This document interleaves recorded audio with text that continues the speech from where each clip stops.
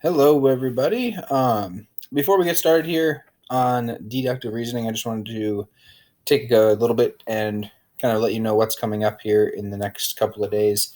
So if you're in the A group, you're watching this video in class, you'll be doing this on Monday when I'm not here, and then on Tuesday when you get back, we'll be going over that test from last week and taking some time to review some of those things that we missed on the test, review any questions you had on inductive and deductive reasoning, and using that time as kind of some time to get caught back up if you needed to redo any assignments, tests, quizzes, anything like that. Considering it is midterm now, that's going to be your chance to get caught up on that.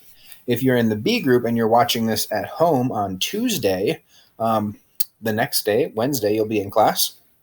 And we'll be doing the same thing. We'll be going over the test that you took on last week, reviewing the difference here between inductive and deductive reasoning, the two videos you watched over the last 2 days at home, and just kind of getting caught up on anything that we need to as far as that goes. So with that being said, today we're talking about deductive reasoning, which is the other type of reasoning I mentioned in the last video on inductive reasoning. And so the biggest thing today that I'm really expecting to get out of this is making sure that we know what deductive reasoning is, and we're able to start thinking deductively. And really, the biggest thing with that is looking at the difference between the two types of reasoning, how inductive reasoning and deductive reasoning are different from each other. So what we're going to do is actually go back to the first example you saw on the inductive reasoning, little questions you did as like a quiz there. And we had Stony Grok, who is throwing rocks into his little pond here, and he notices that it sinks, and he does that 5 times, and he notices that every single rock sinks. So if we're using inductive reasoning and we're looking at patterns, and we keep throwing these rocks into the lake and they all keep sinking, the logical conjecture that we are going to make there, and the conjecture that Stony Grok made, is that all rocks sink, right? At this point, that is what our evidence is pointing to. That is what we've seen. That is the pattern. And by inductive reasoning, that is the conjecture that we are able to make at this point. Now, one of the big things that we wanted to talk about now, and I think we kind of started to talk about it a little bit on the inductive reasoning video, is does that actually prove Stony Grok's conjecture? Just throwing those 5 rocks into the lake and watching them all sink, does that mean that it is a fact that all rocks sink? We're being very careful to use the word conjecture here because that's not a fact. We haven't proved it. All we've really proved for sure is that those 5 rocks sank. And so that is what we call inductive reasoning. He collected data, he noticed a pattern, he made a claim that was supported by evidence. But that does not prove that all rocks sink. It provides a lot of support to it. And if we kept throwing rocks into that lake and they kept sinking, it'd be a lot more support to it. But it never proves it. And I'm being very specific with that word prove. That is a very high standard in math. Now, no matter how much evidence he collects, it's not possible to prove a conjecture with inductive reasoning. In order to prove something in math, at least, we need deductive reasoning. And that's a different type of reasoning than inductive. So deductive reasoning is showing that a statement is true using logic, agreed upon facts or definitions, and other things that we've already proven are true. Now, this really isn't possible to do in something like a science class, because what we don't have at the beginning of any of this stuff is any agreed upon facts. We don't have any proven statements. And so in math, what we do to start out by this is we start off with some kind of ground rules that you'll hear called sometimes you'll hear them called postulates, that we just kind of have to assume are true. And we'll build everything that we know based on those things. So logic is the one we're going to talk about now. That's kind of the big thing. Any agreed upon facts are going to be things like the definitions that we already have. And then already proven statements are going to be things that we've already proven. At this point, that's going to include a lot of the stuff you learned last year in algebra. And we will start by, skipping over a couple of those and just assuming that those first couple are true. Because in order to do deductive reasoning, you have to start with something that you agree is true. So here's just an example. Let's say we've got these statements There's actually 4 statements here, and we're going to assume that all of these statements are true, and then we're going to look at what conclusion we could draw using deductive reasoning. So our 4 statements here. Statement number 1, if CO2 levels in the atmosphere increase, the average global temperature will increase. Statement number 2, if the average global temperature increases, there will be more severe weather events. Statement 3, if people burn fossil fuels, the CO2 levels in the atmosphere will increase. And statement 4 is people are burning fossil fuels. So those are our already agreed upon statements. At this point, for this activity, this little exercise here, we're going to assume those are all true, okay? So what our logic lets us do, and math is definitely all about logic, is it lets us chain these statements together. These statements are all written in a very specific way. If something is true, then something else has to be true as well, except for this last one, which is just a statement that this is true. And so what we can do is we can start chaining these together. If we start at number 4, people are burning fossil fuels. Well, according to statement 3, if people are burning fossil fuels, which they are, CO2 levels in the atmosphere will increase. So according to logic, we know that CO2 levels in the atmosphere will increase. Okay, and then we're just going to go ahead and do that again. CO2 levels in the atmosphere will increase. Well, if that's true, statement number 1 says that then the average global temperature will increase. So we've kind of chained the 4th statement into the 3rd statement into the 1st statement, and now we know that the average global temperature will increase. Then, if the average global temperature is increasing, like statement 1 says, we know that there will be more severe weather events. And so the conclusion we can make out of this whole thing is there will be more severe weather events.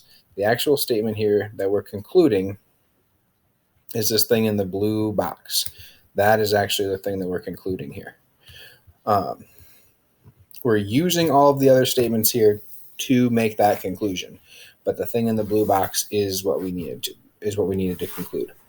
Now, one thing you might want to kind of be aware of here, if I had not had that 4th statement in there, our conclusion would have been a whole lot different. Without that 4th statement, we can still chain together all of these 3, but we don't have this very first part. We don't know that very first part is true.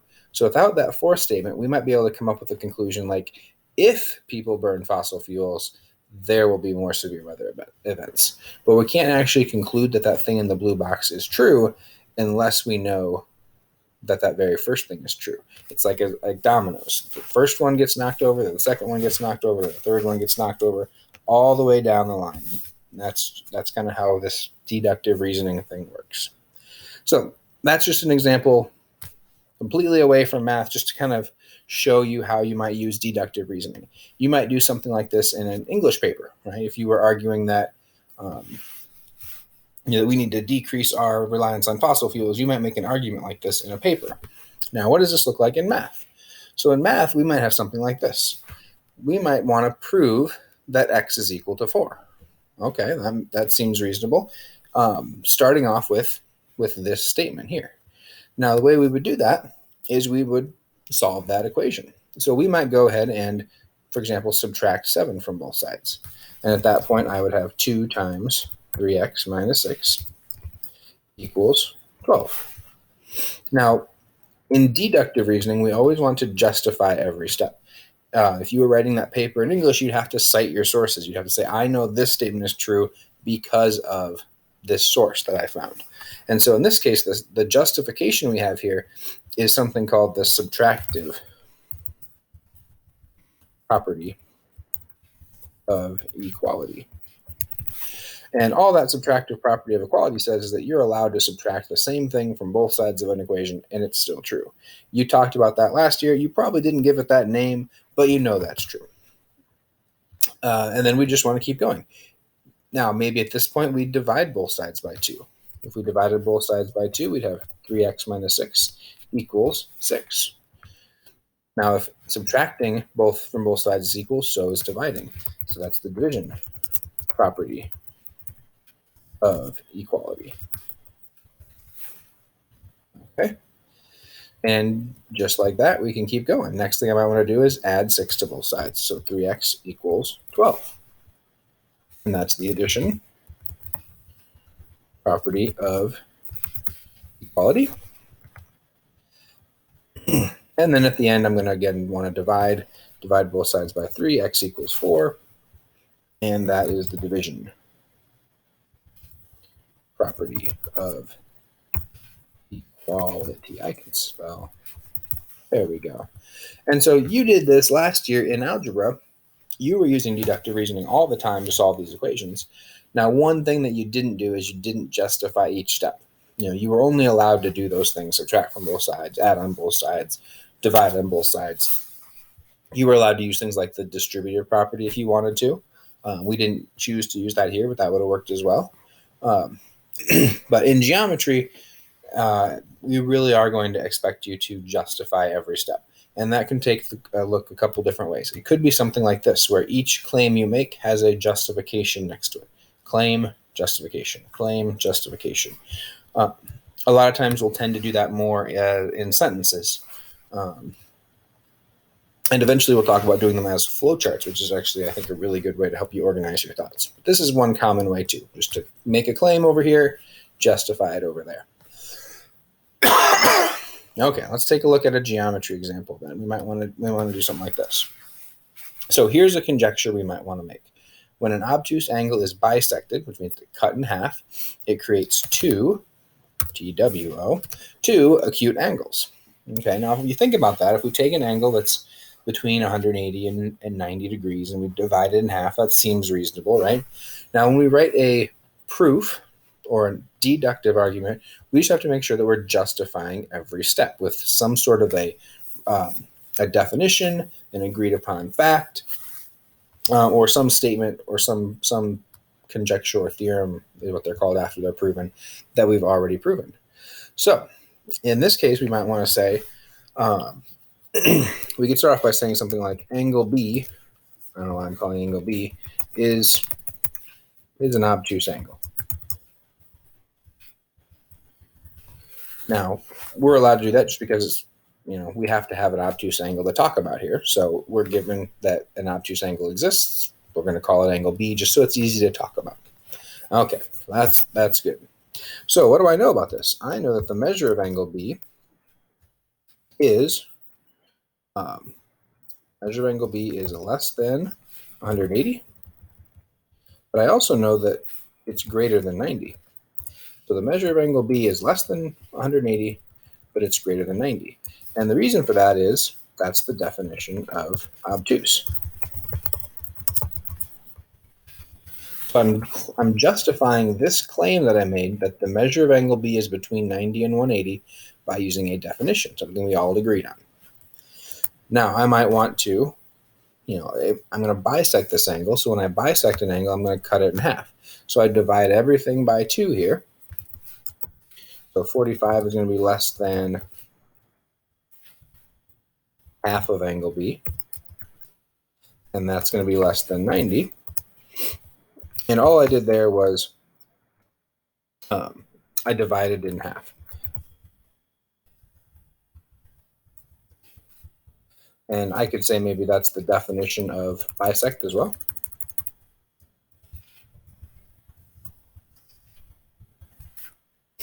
Okay, so because bisect means cut in half, I can divide them all in half, and we're good to go. So now I can say that maybe half of angle B is acute. And the reason I know that is because that's the definition of acute. Look here, I knew that half of angle B had to be less than 90, so that means it is acute. That's the definition of acute, and so we're good there. That's it. That's our deductive argument. Now, you might want to choose to make this this argument more in words, using like English sentences. So I might say something like, if angle B is obtuse, that means its measure is between 90 and 180 degrees. When I bisect an angle, its measure is divided in half, so the bisected angle will measure between 45 and 90 degrees. So by the definition of acute, that angle is acute. And so that's just saying the exact same thing, right? Here we use more of like a traditional algebra approach. We use the symbols and things like that with the claim and then the reason there. Here it's more like you'd see in an English class. I'm using sentences to make a claim and justify that claim. Either way is fine. I think this way that the paragraph seems more natural to a lot of people. But this is probably what you'll see in math more often. Okay, so here's what I just want to put this up as here's what I'm expecting from you right now. We are still very, very early on in this idea of deductive reasoning. So at this point, the main goals I have for you are to be able to tell the difference between inductive and deductive reasoning. So if I give you an example of one of those two types of reasoning, I would expect you to be able to tell me which of those two is being used in that situation. I'd also expect you to be able to make a conclusion using either of those two things. So I might give you a situation and ask you, what would this person conclude based off the statements that I give you? Using either inductive or deductive reasoning. Now, something like what we just did with those angles, I would not expect you to be able to do on your own at this point.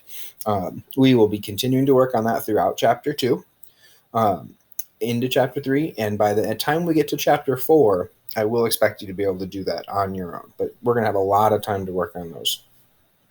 So that's not something that I want you to be too worried about right now, just to know that that's where we're going with this.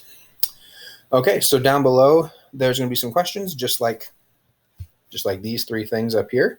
I'm going to ask you to identify whether something's inductive or deductive, and then make some conjectures or make some conclusions based on some statements. So make sure you have that done before you come back to class tomorrow. And I will see you tomorrow for, I guess, both groups, because you'll be watching this the day before I see you.